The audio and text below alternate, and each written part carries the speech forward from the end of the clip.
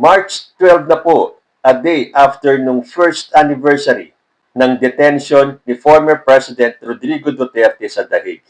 Ano bang naging kaganapan? Parang wala naman. Nagrally-rally lang yata sila sa Davao. Nagtipon-tipon para hilingin na pauwiin si dating President Rodrigo Duterte. Dito naman sa atin, may mga DDS na nanawagan na mag-rally na naman. At nakiride on sila sa galit daw ng taong bayan. Kaya this time, mapupuno daw nila ang EDSA. May nabalitaan ba tayo nag-rally? O may nagpunta? Parang wala man lang yata nagpunta eh.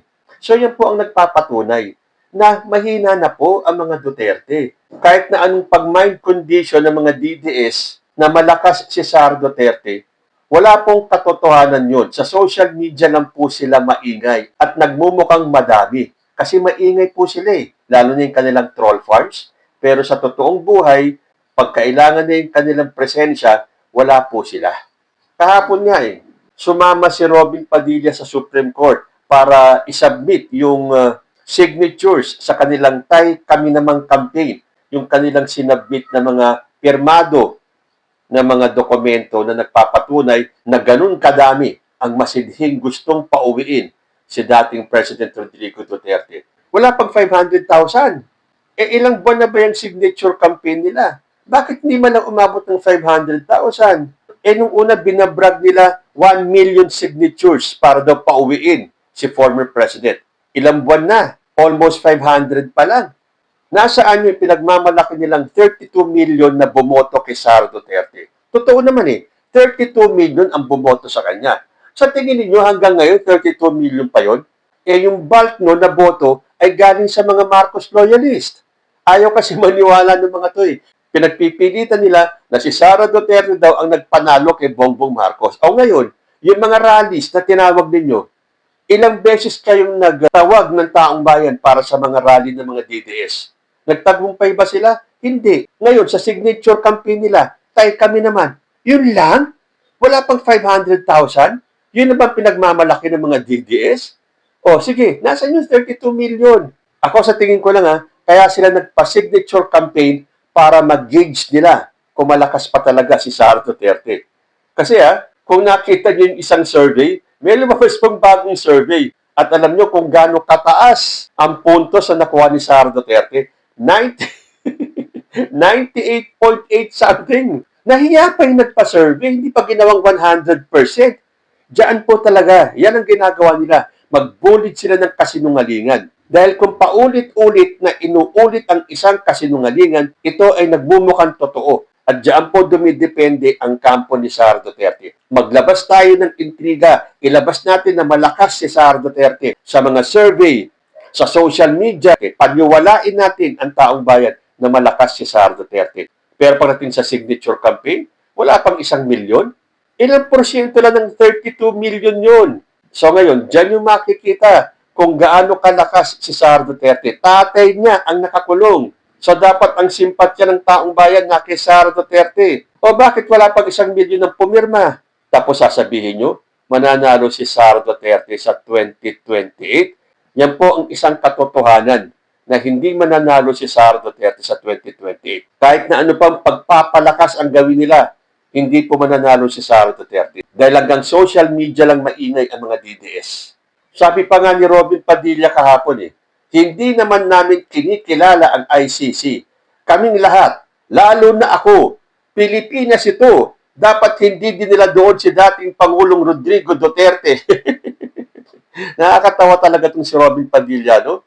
Yung bang akala mo ang mundo ay umiikot dito sa mga DDS na to?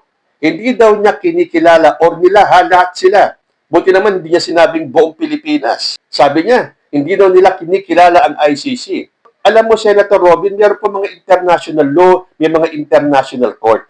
At tayo po ay kasali dyan sa international community. Kaya lang siyempre, tulad na sinasabi ko, yung pong isang kasinungalingan, pauulit-ulitin nila.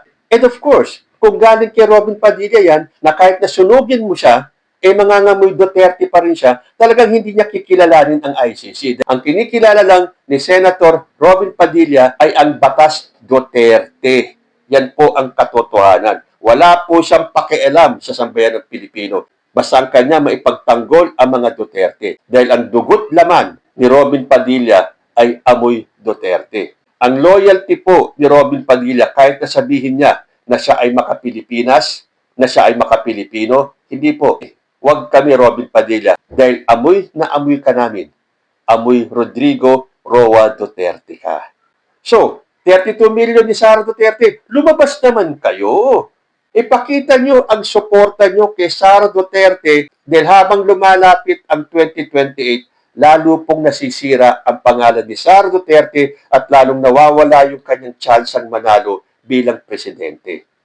Kung ngayon pa lang dyan sa signature campaign, hindi kayo makakalap ng enough votes para matakot tayo na totoong siya ang mananalo sa 2028. 1 million signatures, hindi kayo makakalap. Tapos sasabihin ng mga DTS, 50 million daw ang makukuhang boto ni Sara Duterte sa 2028. Ay, nako, hindi naman masama ang mangarap, kaya lang bangungot po ang aabutin ninyo. Tapos may nabasa akong isang post ni Greco Belgica. Sabi ni Belgica, sa ikaunang taon ng iligal pagpapadampot ng gobyerno kay Digong, nais ko ipaalala sa lahat ng nagbubulag-bulagan sa pang-abuso at korupsyon ng gobyerno ng ito ngayon at galit na galit kay Digong at puri ng puri kay BBM pati ang kamalian ng kanyang administrasyon na DDS din si BBM noon. Dahil nga, inililitaw nila itong post ni Bongbong Marcos nung siya ay hindi pa presidente. At sinabi ni Bongbong Marcos, salamat sa aking matalik na kaibigan na si Rodi Duterte. Ito ang tunay na walang iwanan. Pero ang tanong sino ang unang nanglaglag at nang iwan? Bakit nung 2022 campaign period pa lang, nilaglag na ni Rodrigo Duterte si Bongbong Marcos? Ano ang ginawa ni Digong? Nagpakalat ng intriga na meron tayong isang presidentiable na nagko-cocaine at drug addict. Sinabi pa niya na weak leader si Bongbong Marcos, spoiled brat, kaya mahina. Na hanggang ngayon, yun ang naratibo ng mga DDS. Drug addict si Bongbong Marcos. Ngayon, Greco Belgica, sino ang unang nang iwan? At anong gusto niya mangyari? Tatahimik na lang si Bongbong Marcos at pagmamasdan, panonoorin kayo kung paano nyo siya pabagsakin? Dyan kayo nagkamali. Yung palang weak leader na sinasabi ni Digong, ang magpapatumba sa kanya. At yung loyalty na yan, walang kaibigan kapag may nilabag na batas.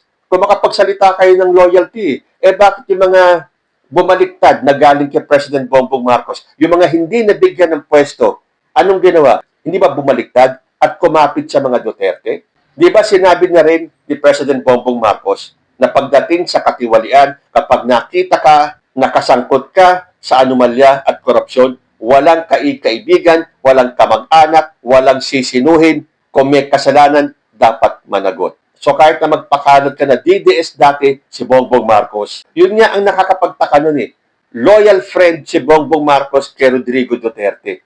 Pero anong ginawa ni Digong? In-endorso ba niya si Bongbong Marcos bilang presidente noong 2022?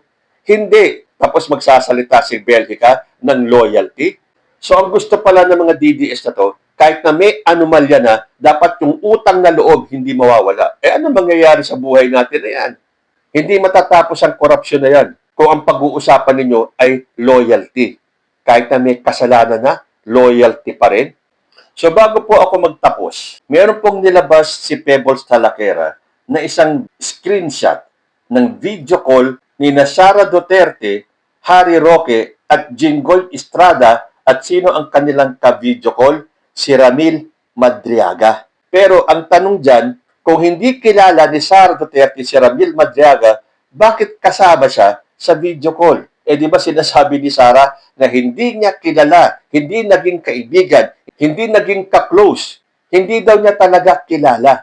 Ano ibig sabihin nito? Hoy, at isa pa, kung talagang hindi kilala ni Sara Duterte si Ramil Madriaga, ano to? Happy birthday, Sir Ram. I wish you good health and happiness. Ay, siguro edited ito. Splice siguro to. Dahil hindi kilala ni Sara Duterte si Ramil Madriaga Paano naman niya babatiin ng happy birthday? Sabi ko sa inyo lalabas at lalabas ang katotohanan. Yung mga kasinungalingan na binubulid ng mga DDS ay hindi na po pinaniniwalaan ng taong bayan. So maganda nga yan Maagang nagdeklara si Sara Duterte sa pagkapangulo sa 2028. Maaga pa lang madidebunk na po. Makokontra na at lalabas na lahat ng kasinungalingan ni Sara Duterte. Again, happy anniversary kay former President Rodrigo Duterte at sa mga nagbabalak na mag-rally ulit. Better luck next time. Kayo po, ano ang masasabi ninyo? Comment lang po down below and I will see you in my next video. Diyos ti agni.